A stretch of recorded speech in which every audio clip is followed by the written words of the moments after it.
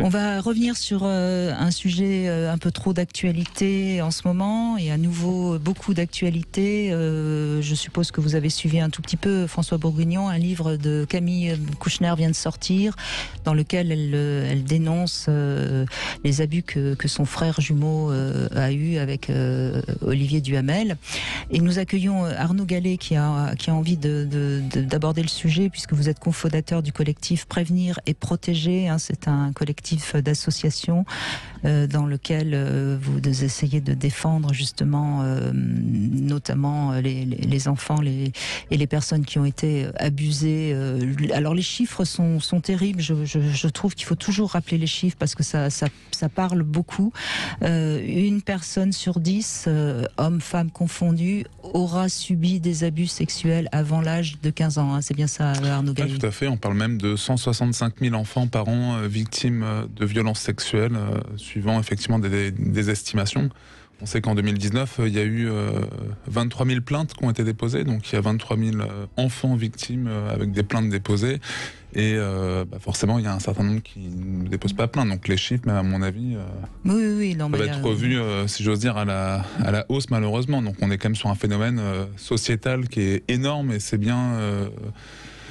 si j'ose dire, malheureusement, tout l'intérêt aussi de cette prise de parole courageuse de Camille Kouchner, qui plus est, là où ça me semble courageux, je dirais à mon niveau, c'est que c'est une personne de la famille, là où bien souvent la famille se préfère, si j'ose dire, fermer les yeux ou avoir des stratégies où c'est la victime qui se retrouve un peu isolée. Ce qui est d'autant plus problématique pour l'enfant, parce que l'enfant qui, d'abord, beaucoup ne parle pas, parce qu'ils ont peur de dénoncer le coupable, qui fait justement partie de la famille, ou alors ils ont peur d'être mal jugés par les parents, par la mère ou par le père. Donc déjà, beaucoup d'enfants ne parlent pas, et ensuite certains enfants parlent et ne sont pas crus, ou alors on leur dit de se taire, ce qui est un double traumatisme évidemment. Tout à fait, et quasiment toutes les histoires le montrent. Alors c'est vrai que quand on dit un enfant ne parle pas, des fois il ne parle pas dans les mots d'un adulte, si j'ose dire, des choses comme ça.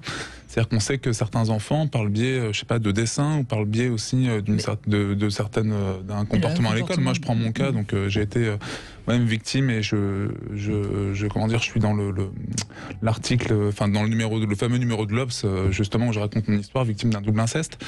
Je sais qu'à l'école, par exemple, je pense que j'avais tous les marqueurs au rouge. J'ai jamais été agressif envers des personnes. Par contre, j'étais, on va dire, le gamin turbulent, on va dire. J'étais quand même assez libre. Le comportement généralement change. Exactement. Et c'est signe qu'il y a des indicateurs. Je pense qu'il y a quelque chose, il y a une telle omerta au bout d'un moment, il y a un tel besoin aussi de formation, notamment des enseignants, mais je pense même de tout le monde, je dirais de toute personne qui s'occupe, ça peut être des médecins également, enfin bref, il y a un tel besoin. Et il y a un besoin d'agir, surtout principalement face à... Alors c'est vrai que parler des chiffres, face pour moi à une question qui est déjà sensible, parce qu'on sait que l'inceste c'est le dernier des tabous, c'est l'interdit de chez interdit, c'est quelque chose impossible, et pourtant ça existe à un niveau assez important, et avec une réelle impunité également des crimes sur les enfants, parce que aujourd'hui, ce sont les chiffres du ministère de la Justice que je vais citer, donc c'est pas des chiffres de certaines associations qu'on pourrait dire un peu excitées, excentriques, etc. Vous allez sur le site du ministère de la Justice et vous trouvez que vous avez 4% des enfants victimes de viol qui déposent plainte.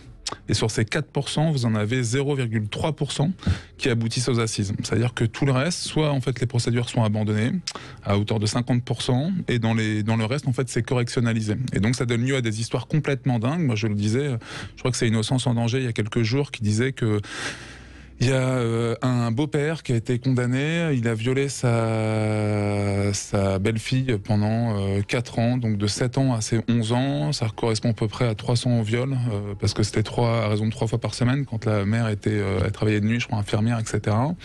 La condamnation du beau-père, c'est 2 ans de prison, dont 1 avec sursis. Voilà, c'est des choses que je trouve forcément... Alors, c'est une incohérence parce que c'est hyper violent pour les victimes, c'est violent également d'une certaine manière, si j'ose dire, même pour l'auteur, parce que finalement ça veut dire que quelle est la gravité de l'acte? en tant que tel qui est posé. Moi, c'est aussi ça. Alors, je suis victime, donc forcément, c'est sensible aussi à ce niveau-là. Mais je me dis qu'au-delà de ça, comment est-ce qu'on permet aussi aux gens de se reconstruire à tous les niveaux, que ce soit la victime, l'auteur, quand on a des sanctions comme celle-là qui tombent? Oui, et puis je pense qu'il faut aussi rappeler que généralement, un pédophile va violer plusieurs victimes, et parfois même des centaines, surtout qu'ils choisissent en général des professions où il y a des enfants. Carlos Cornac, par exemple. N'est-ce pas? Donc tout ça, c'est que... Et alors, moi je sais que ça fait 20 ans que je fais cette émission, ça fait 20 ans que j'entends des témoignages d'adultes qui, à un moment donné, me parlent et me racontent les abus qu'ils ont subis. Donc moi, c'est quelque chose que j'essaye de... Mais j'ai l'impression qu'il n'y a pas grand-chose qui bouge. Enfin, en tout cas, là, aujourd'hui, on en parle parce qu'il y a un livre qui est sorti, mais on en a parlé l'année dernière, on en a parlé quand il y a eu les chatouilles, mais on en parle et puis ça retombe. On a réellement l'impression que... Exactement ça. Alors, j'ai l'impression que, en plus, tant qu'on ne comprendra pas ce qui se passe réellement entre l'adulte et l'enfant, on n'avancera pas. Et parler réellement de ce qui se passe entre un enfant et un adulte quand il y a justement ces actes sexuels, c'est quelque chose que les gens ne veulent pas entendre. C'est exactement ça. C'est-à-dire qu'il y a en plus un déni du traumatisme, je pense, derrière tout ça. C'est-à-dire qu'on voit bien, moi j'en parle souvent sur mon histoire, il y a ce qu'on appelle une dissociation traumatique. Quand on est victime, il y a quelque chose qu'on va même nous reprocher par la suite, parce que il y a cette capacité qu'on a d'une certaine manière à s'extraire de son corps pour vivre l'impossible. Moi je le nomme souvent comme ça, c'est ce que j'ai vécu moi entre l'âge de 8 ans et 11 ans, je le dis, j'en parle aujourd'hui, si j'ose dire, librement, parce que je pense que c'est un combat pas uniquement pour moi. Moi si je le fais aujourd'hui, c'est parce que je pense que d'une certaine manière j'ai réussi. Je suis directeur général d'une association, je dis pas que j'ai fini ma vie, mais je pense que j'ai réussi moi-même par mes propres mécanismes à m'en sortir. Moi je pense que c'est un message pour toutes les victimes. On est dans un état de providence, et il y a un réel déni du traumatisme, c'est-à-dire qu'au-delà de la peine dont on parlait, et de la peine d'ailleurs au sens large, symbolique, etc., et même celle de la justice qui peut être posée, il y a vraiment il faut qu'on se rende compte de ce que c'est. Enfin moi j'en parle souvent. Mais c'est une mort interne, c'est ce que dit Violaine Guérin. C'est 4 fois plus de personnes qui sont exposées au suicide. Absolument. Ce sont des chiffres qui sont démontrés, c'est de la santé publique, bien sûr. C'est des problèmes de santé énormes. Je suis par exemple moi suivi, j'ai des problèmes cardiaques, j'ai des problèmes aux poumons, etc. Et on sait que et tous les médecins sont unanimes, c'est des effets psychotraumatiques que j'ai qui sont liés avec ça. C'est bien pour ça qu'il y a vraiment un sujet qui est... Et puis rappelons aussi autre chose, ce n'est pas votre cas. Vous avez choisi de militer pour une association, donc vous avez choisi, si je puis dire, le camp du bien, mais énormément de pédophiles sont des anciens enfants abusés, quoi, je veux dire. Donc, et vous avez beaucoup même on continue en ne faisant pas le ménage, si je puis dire, on continue... Vous avez entièrement raison. Oui, moi je suis psychiatre d'adulte, donc je rencontre surtout des personnes qui vont être en difficulté. Quand j'étais à l'hôpital, difficultés d'anxiété, de dépression, de consommation de substances. Et quand on a réussi à réguler, on va dire, le trouble le plus saillant, le plus présent, en fin de suivi, quand on commence à parler du retour vers l'extérieur, une sortie très souvent à ces moments-là, en fait, les patients peuvent dire écoutez, jusqu'à présent on n'en a pas parlé, mais maintenant que ça va mieux, que je me sens mieux au niveau de ma dépression, que je me sens à distance de l'alcool, etc., il faut que je vous dise il s'est passé telle chose à tel moment dans mon histoire. Et effectivement on est dans le cadre de ce qu'on appelle la psychotraumatologie, c'est de véritables psychotraumatismes, et c'est important d'en parler aussi. Je dis là, je suis sur ma chaise de psychiatre d'adulte.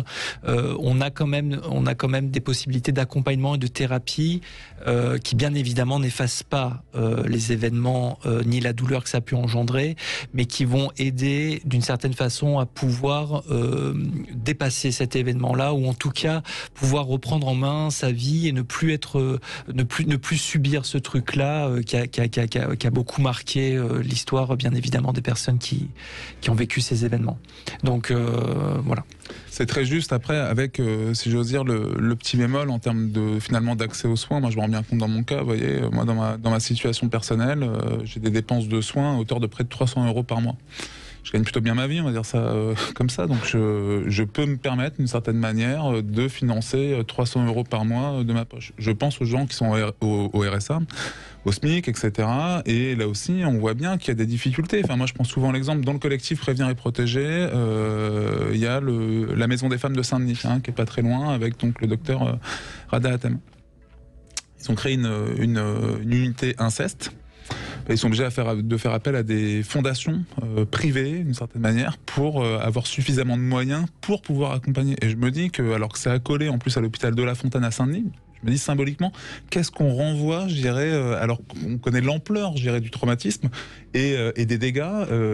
Est-ce normal, même si je trouve ça très bien, je dirais qu'il y a de généreux donateurs, je ne vais pas m'en plaindre, on ne va pas s'en plaindre au niveau associatif, on en a besoin. Non, bien sûr. Mais je me dis quand même, sur un sujet comme celui-là, symboliquement, d'une certaine manière, ça me dérange. Je me dis quand même, on pourrait imaginer quand même que le ministère de la Santé puisse alléguer, on sait bien que l'hôpital et que les soignants ont besoin quand même de moyens, on en parle beaucoup avec la crise sanitaire, je pense que ça fait un petit moment aussi que, comment dire, les victimes, si je peux oser le parallèle, sont aussi confinées d'une certaine manière et se retrouvent et d'ailleurs, dans une vraie crise. le confinement a certainement provoqué encore beaucoup d'abus qui seront évidemment tenus sous silence.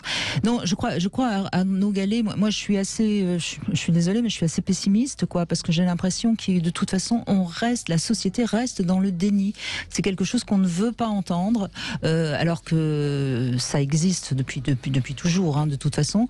On est quand même dans une société moderne, on pourrait penser que enfin on pourrait travailler vraiment tous ensemble, mais je pense qu'on est face à de l'impuissance, une impuissance terrible. Je ne sais pas qu'est-ce qu'on pourrait. Enfin, tous ceux qui nous écoutent certainement sont touchés et auraient envie de faire quelque chose, mais tant que on ne permet pas de repérer ces enfants, et vous l'avez dit vous-même, on les repère par des tas de signes, et tant qu'on ne punit pas sévèrement toute personne qui aurait eu un geste d'abus, on n'avancera pas. Moi, je pense que la première chose peut-être qu'il faudrait faire, vous voyez, moi, quand on me parle souvent de mes interventions, par exemple, en disant tiens, tu oses prendre la parole, etc., on assimile ça à mon combat. Et moi, je pense que c'est pas mon combat. Je pense que c'est notre combat. C'est-à-dire, c'est un combat de société. Oui, bien sûr. C'est beaucoup plus large. Pour moi, en me rappelant les chiffres, il y a 165 000 enfants victimes de viols chaque année. Il y a 165 000 familles qui sont touchées. Il y a 165 000 auteurs quasiment qui le sont également. On est sur un phénomène d'ampleur. En fait, il faut qu'on se mette tous quasiment du même côté. C'est-à-dire qu'à partir du moment où on est là à se dire d'une certaine manière, ce sont les victimes, on me dit pareil, on me dit oui, fais attention, tu t'exposes. Ah, je fais non, moi je m'expose pas. Moi j'expose les agresseurs, j'expose les dysfonctionnements familiaux, j'expose la justice qui quand même des fois peut interroger certaines choses, donc avec des choses qu'on demande nous de manière très claire. On demande une reconnaissance du traumatisme, on demande une reconnaissance de l'amnésie traumatique, on demande un seuil d'âge à 15 ans, on demande quand même différentes choses, mais je pense qu'il faut que ce soit un combat collectif, et le collectif, c'est la société réellement. C'est-à-dire, c'est pas uniquement des victimes qui sont là parce que, au bout d'un moment, on se dit, tiens, il faut absolument qu'on se batte, et puis c'est une forme de revanche qu'on prend. C'est pas vrai. Il faut penser aux autres. Moi, je le dis souvent sur mon histoire, c'est trop tard, dans le sens où. Alors moi, je précise que je n'ai pas subi d'abus, mais que c'est mon combat, et que donc ça peut être notre combat sans que forcément on ait subi d'abus. Alors moi, c'est mon combat parce que je pense que si on veut avoir une sexualité à peu près bien, c'est mieux de pas avoir subi ce genre de choses dans sa jeunesse. Voilà. On fait une petite pause sur Sud Radio et on se retrouve tout de suite.